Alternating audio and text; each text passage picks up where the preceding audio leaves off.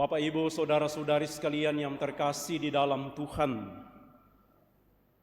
apakah Anda pernah mendengar atau membaca kalimat yang berbunyi, "Pergilah kepada Yusuf"? Pernah baca? Anggota MBA mesti pernah baca. Pernah baca atau tidak anggota MBA? Kan sudah khatam toh dari Kejadian sampai Wahyu. Tidak pernah. Itu terdapat di dalam kitab Kejadian pasal 41 ayat 55. Kalau tidak yakin buka sendiri ya. Iya. Itu adalah kata-kata dari siapa yang mengucapkan kata-kata itu? Pergilah kepada, bukan ini, bukan Yusuf ini. Siapa yang katakan? Wah, anggota MBA Mamajang, Pak Anwar tidak ada. Iya, lupa sudah ya. Jadi baca-baca saja kitab suci tapi kemudian tidak tersimpan. Iya. Itu adalah kata-kata dari Raja Mesir kepada bangsa Mesir yang datang minta tolong, kami kelaparan, beri kami roti. Dan Firaun mengatakan, pergi kepada Yusuf dan lakukan apa yang ia katakan. Kurang lebih begitu. Lalu Yusuf siapa yang dimaksud? Ada yang tahu? Yusuf siapa yang dimaksud oleh Firaun? Pergi kepada Yusuf. Salah satu dari anak-anak Yakub. Anak PPA masih ingat? 12 anak Yakub. Salah satunya adalah Yusuf.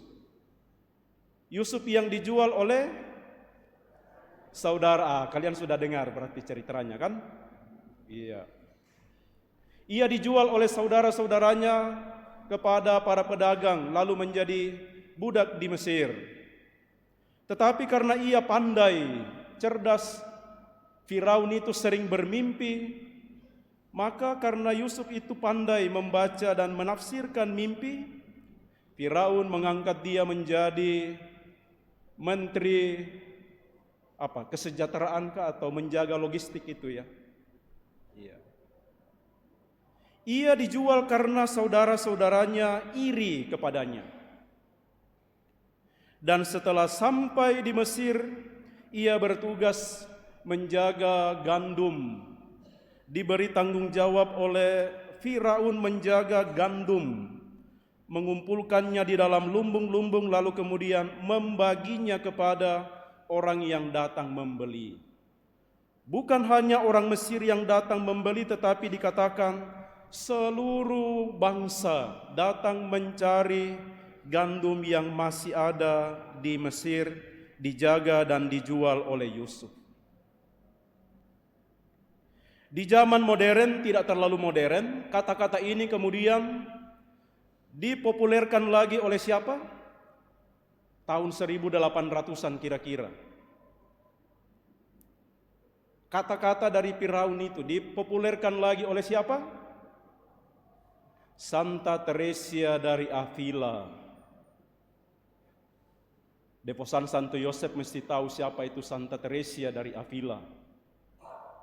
Karena ia salah satu orang kudus yang mempunyai semangat penghormatan dan devosi kepada Santo Yosef, suami Maria, ayah dari Yesus. Dalam konteks apa Santa Teresia dari Avila mengajak kepada seluruh anggota komunitasnya dan juga kepada kita orang-orang Katolik pergi kepada Santo Yosef? Karena Teresia Avila menghubungkan bagaimana peranan Yosef, Santo Yosef suami Maria menjaga Yesus. Siapa itu Yesus?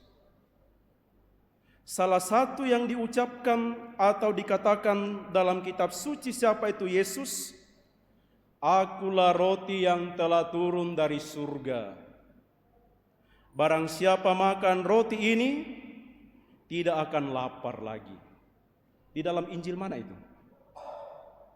Injil Yohanes kira-kira ya. Iya. Akulah roti hidup. Dan saudara-saudari, Anda semua, kita semua tahu bagaimana Yosef menjaga dan merawat supaya roti hidup itu tetap ada. Masa kanak-kanak Yesus, bagaimana Yosef menjaga supaya roti hidup itu tidak dibunuh oleh Herodes ketika dia baru lahir. Tadi dalam Injil kita mendengar bagaimana orang tua Yesus, tentu saja Maria dan Yosef, khawatir ketika tidak menemukan Yesus berada di dalam perjalanan pulang. Maka dikatakan kedua orang itu, Maria dan Yosef, harus kembali pergi mencari di mana Yesus berada.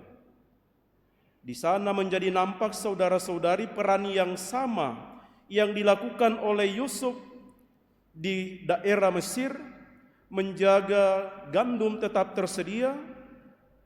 Peranan Yosef menjaga supaya roti hidup itu tetap ada dan dibagikan kepada semua orang. Karena roti hidup itulah sumber kehidupan bagi semua orang.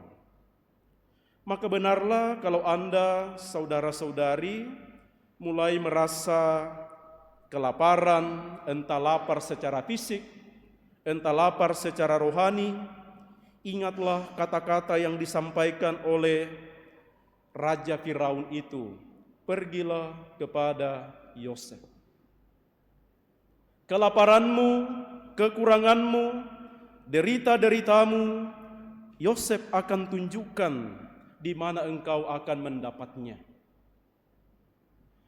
Yosef akan menunjukkan siapa yang akan memuaskan dahaga dan kelaparanmu. Itulah Yesus, putranya." Karena Yosef sangat tahu siapa itu Yesus, dia adalah roti hidup yang turun dari surga.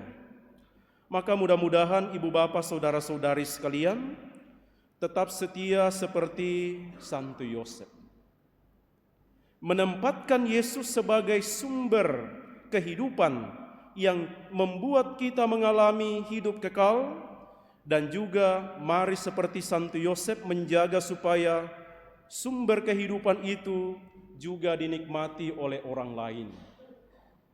Maka jagalah Yesus yang kita kenal sebagai roti kehidupan, jagalah Yesus supaya tidak hilang dari hidupmu, karena dialah yang menjadi sumber kebahagiaan dan kesejahteraanmu. Keluarga kudus Nazaret, Yesus, Maria dan Yosef mengalami kebahagiaan karena Yesus ada di tengah-tengah keluarga itu. Maka mari mengambil contoh dan teladan dari Santo Yosef untuk tetap mencari, menghadirkan Yesus di dalam keluarga kita masing-masing. Dan yang menarik saudara-saudari, salah satu orang kudus yang penting untuk kita kenal lebih dalam, itulah Santo Yosef, karena dialah yang menjaga kita bahkan ketika kita sudah memasuki sakratul maut. Ketika kita bergumul, mau mengikuti panggilan Tuhan atau mau tetap di dunia yang fana ini, mau tetap setia kepada Tuhan atau mau berpaling, mintalah Santo Yosef untuk menjaga dan melindungimu, karena dialah yang akan menolong, dialah yang akan menjaga kita supaya tetap setia dan mau mengikuti panggilan Tuhan. Dan dengan demikian, kalau kita mengikuti panggilan Tuhan, kita masuk dalam kematian yang penuh rahmat dan juga kematian yang membawa kepada kebangkitan. Semoga demikian.